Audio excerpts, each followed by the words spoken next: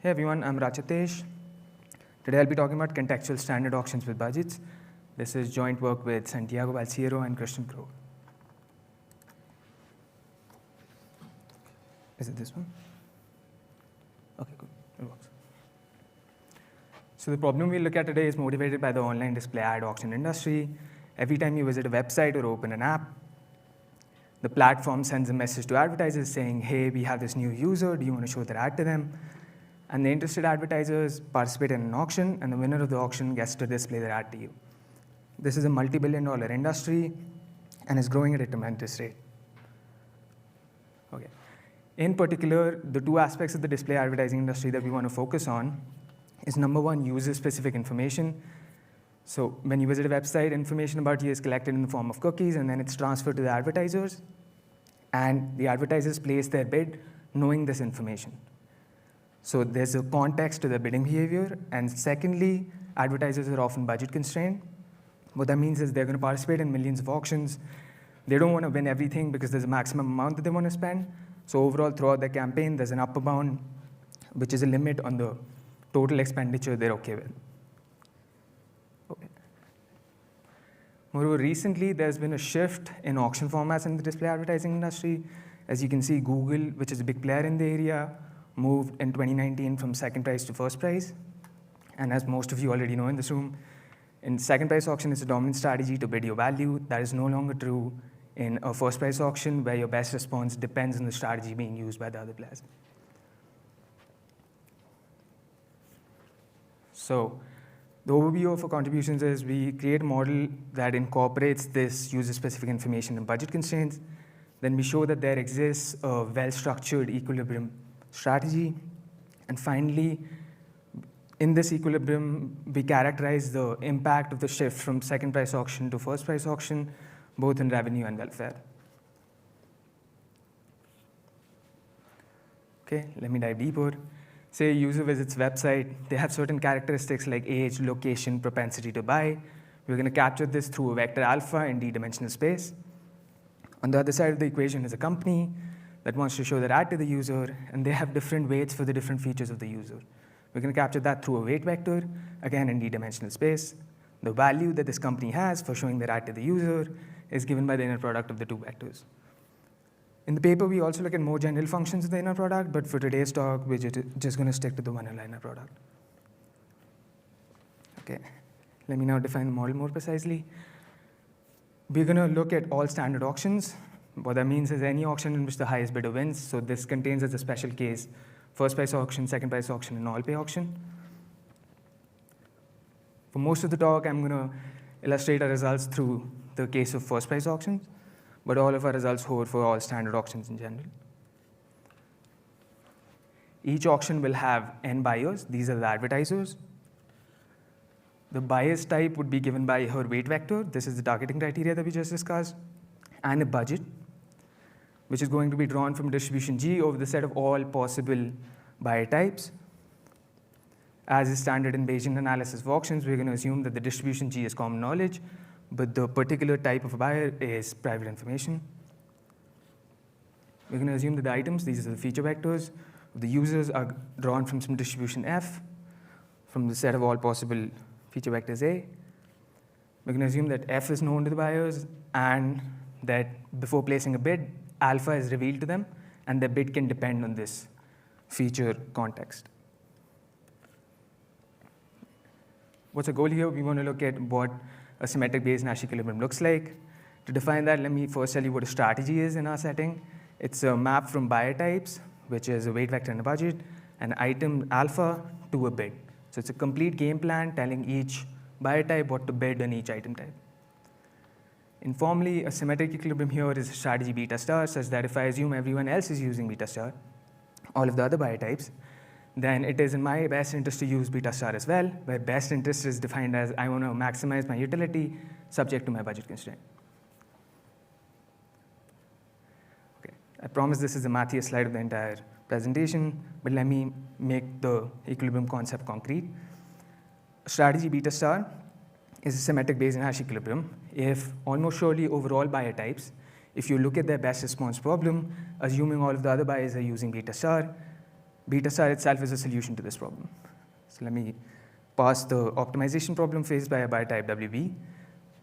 They want to maximize their utility subject to a budget constraint, assuming everyone else is using beta star, and they get to use any bidding strategy that they can. So we're going to maximize over the bidding strategy B, which maps feature vectors alpha to bits. The objective is the utility, which is value, the inner product of the weight vector and the feature vector, minus the bid, because we're looking at a first price auction here. And you get that utility when you win. And we're going to take an expectation over the item types and the competing buyer types. And we want to maximize this utility subject to a budget constraint. And the budget will hold an expectation again over the competing buyer types and the item types. As Santiago also said in the previous presentation, we're looking at soft budget constraint because buyers typically participate in millions of auctions, and concentration inequality is whole, and looking at a soft budget constraint for each particular auction gives good results overall.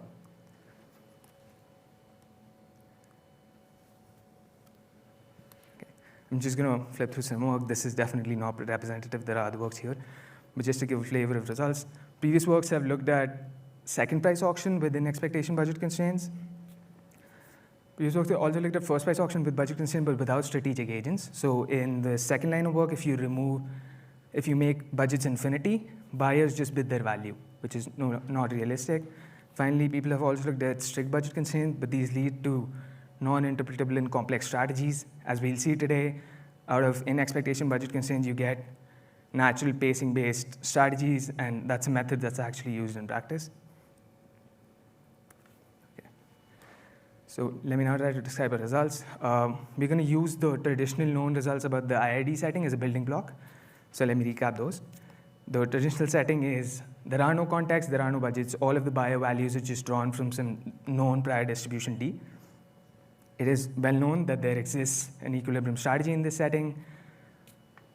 So we're going to treat this as a black box that takes as input the prior D and spits out a bidding strategy beta of D.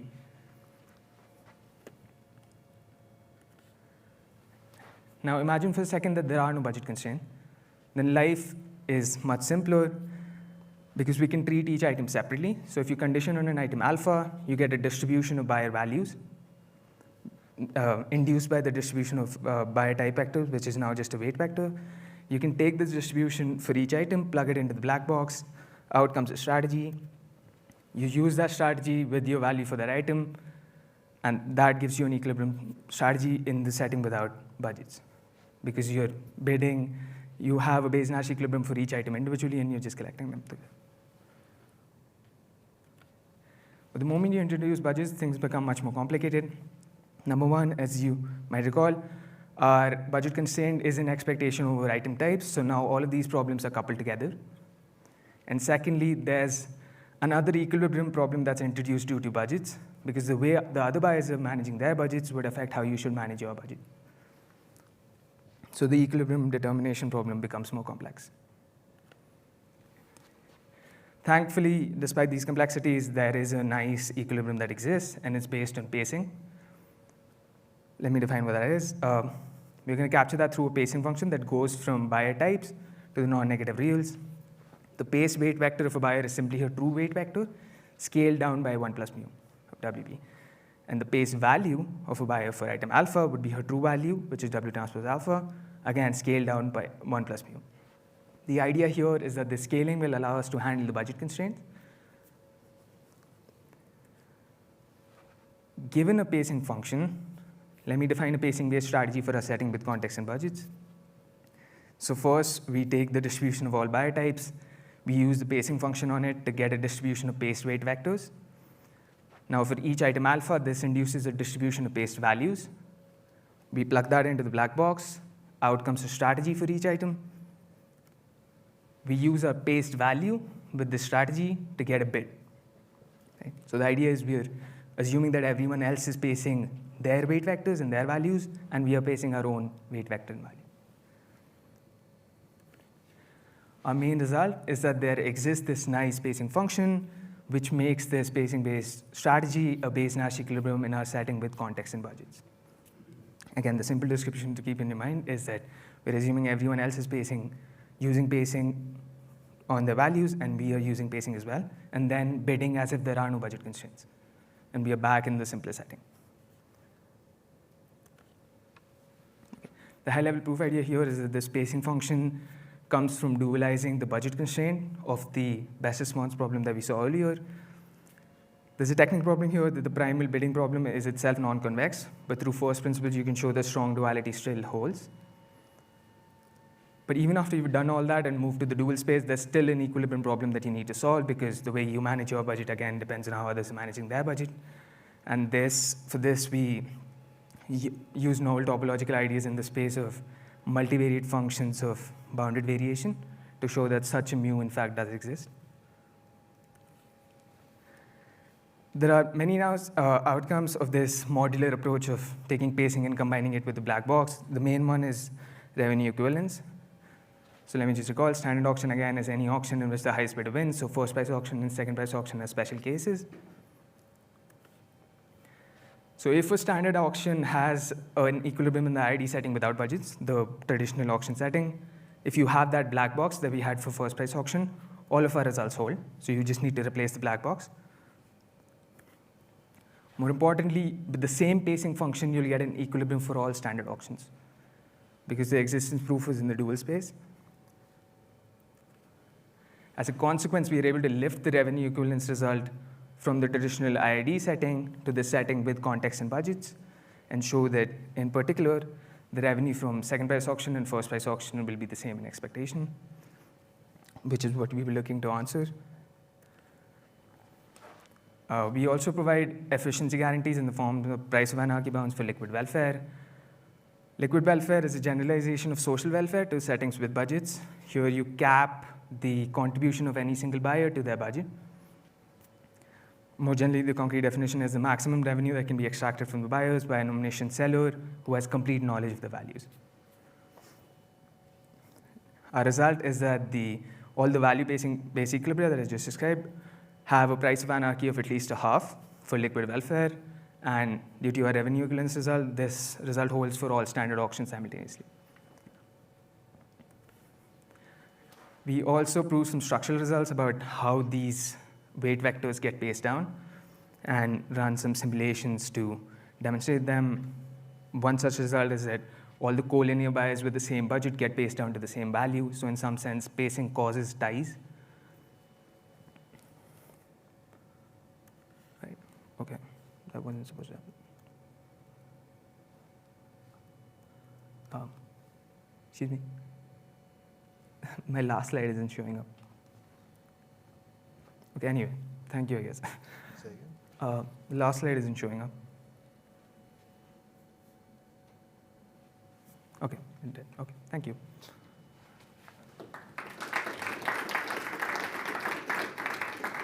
Okay, thank you. I think we have time for a few questions. Yeah.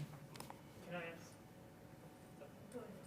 Can I just ask how the number of agents impacts the pacing function, if at all, or is it independent of that?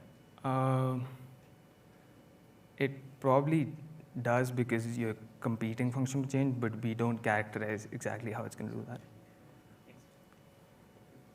Thanks. So thanks for the very nice talk. Thank you.